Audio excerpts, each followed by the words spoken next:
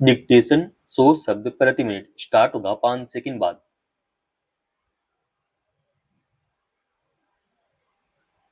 Start. Munshi Premchand की कहानी ईदगाह का पात्र हामिद आज भी हम सब की स्मृति में है। याद कीजिए, हामिद के हाथ में खिलौने नहीं है, उस पर मेले की चमक दमक का दबाव तो है। फिर भी वह अपनी दादी अमीना की अंगुलियों को चूल्हे की आग से बचाने के लिए लोहे का चिमटा खरीदता है। उस उम्र में हामिद पर न तो अच्छा प्रदर्शन करने का दबाव है, न दूसरों से आगे निकलने की होड़। उसकी समझ, संवेदना और परिस्थिति ही उसका मार्गदर्शन करती है। इस कहानी में मेले का यह प्रसंग हमें याद दिलाता है कि बचपन मूलतः तुलना, प्रतिस्पर्धा और परिणाम का नहीं, बल्कि समझ, सहानुभूति और धीरे धीरे सीखने का समय होता है। मगर आज का बचपन उस हामिद से बहुत दूर खड़ा दिखाई दे रहा है, जहां बच्चों से उम्मीद की जाती है कि वे कम उम्र में ही हर मोर्चे पर बेहतर साबित हों। यहीं से यह सवाल उठता है कि क्या हम बच्चों से वह छीन रहे हैं जो बचपन का सबसे जरूरी हिस्सा है। बेहतर करने के दबाव ने आज के बच्चों की मानसिक स्थिति पर गहरे से वार किया है। आज बच्चों पर अच्छा करने का दबाव केवल परीक्षा और अंकों तक सीमित नहीं रह गया है। विद्यालय, घर और समाज, तीनों जगह उनसे निरंतर बेहतर साबित होने की उम्मीद की जाती है। बेहतर अंक, बेहतर रैंक, बेहतर स्कूल, बेहतर कैरियर, यह कम उम्र बचपन को भी एक अंतहीन होड़ में बदल देता है। समस्या यह नहीं है कि बच्चों से मेहनत की अपेक्षा की जाती है। समस्या यह है कि असफलता को सीख नहीं, बल्कि कमजोरी मान लिया जाता है। यही सोच धीरे धीरे बच्चों के मानसिक स्वास्थ्य पर गहरा असर डालती है।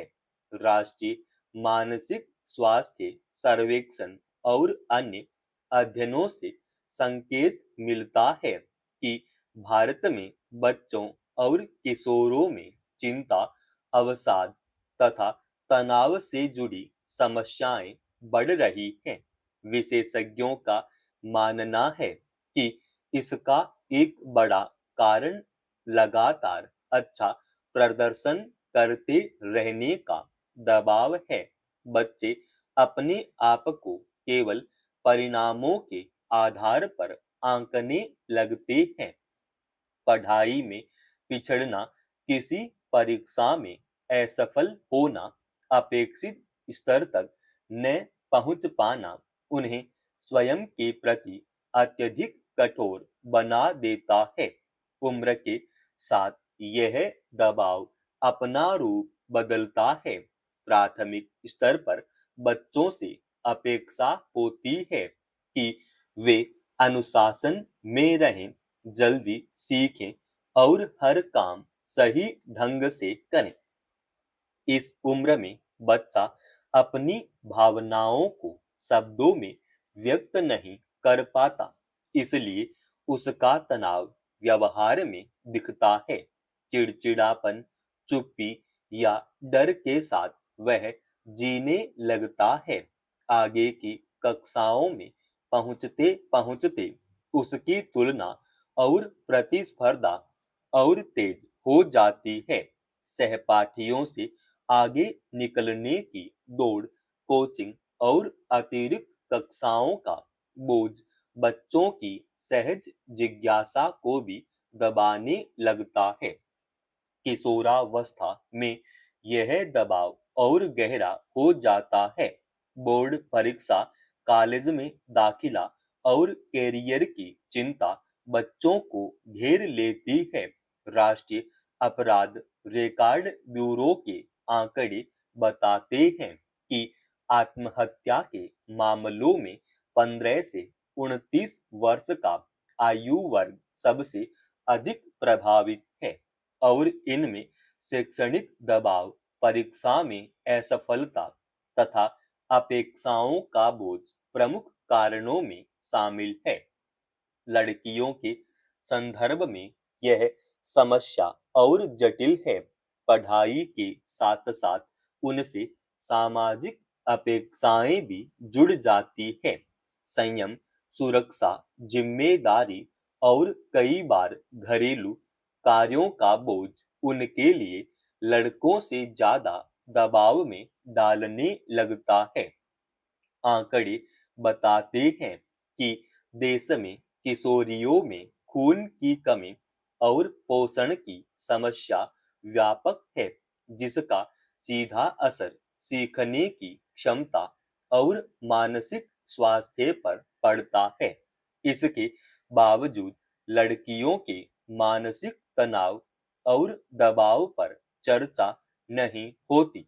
अक्सर उनसे यह संभाल लेने की अपेक्षा की जाती है, बिना यह समझे कि यह अपेक्षा उनके भीतर कितनी असुरक्षा पैदा कर सकती है। बच्चों की दुनिया अब पहले जैसी नहीं रही। खेल केवल मैदान तक सीमित नहीं है।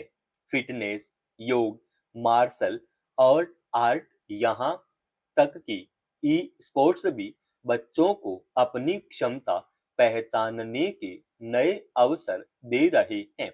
इसी तरह मोबाइल और डिजिटल तकनीक को केवल भटकाव मानना वास्तविकता को नजरअंदाज करना है। ऑनलाइन कक्षाएं, शैक्षणिक ऐप, डिजिटल पुस्तकालय और कौशल आधारित मंच सीखने के तरीके बदल चुके हैं। पढ़ाई अब केवल किताब और परीक्षा तक सीमित नहीं रही, बल्कि समझ, प्रयोग और रचनात्मक को भी महत्व मिलने लगा है।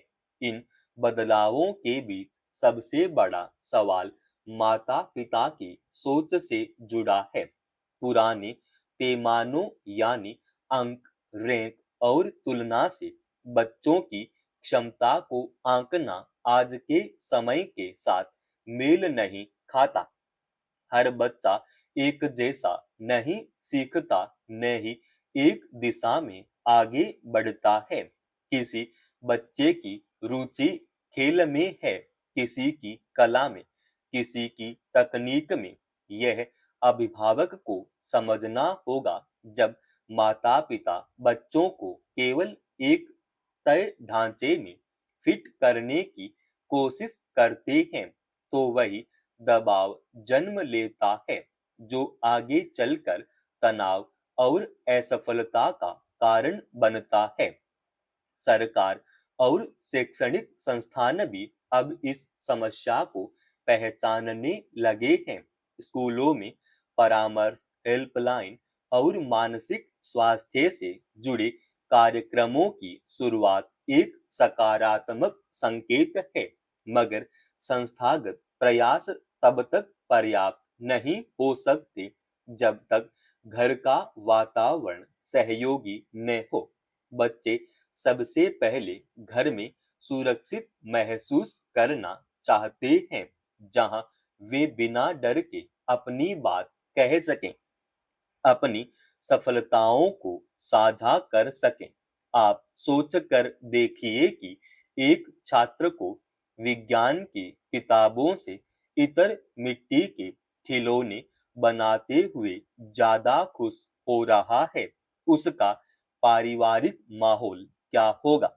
इसी तरह संगीत में डूबे रहने वाले एक बच्चे के माता पिता अगर उसी पुरानी सोच के आधार पर बच्चे से कुछ अलग की उम्मीद करेंगे तो यह उनका मानसिक शोषण ही होगा। समाप्त। दोस्तों, रोजाना ऐसे एडवांस डिक्टेशन के लिए चैनल को आप अभी सब्सक्राइब कीजिएगा और आज के इस डिक्टेशन का पीडीएफ फाइल हमने हमारे telegram channel study with HP Swami पे डाल दिया है, जिसका लिंक इसी वीडियो के डिस्क्रिप्शन में डाल रखा है।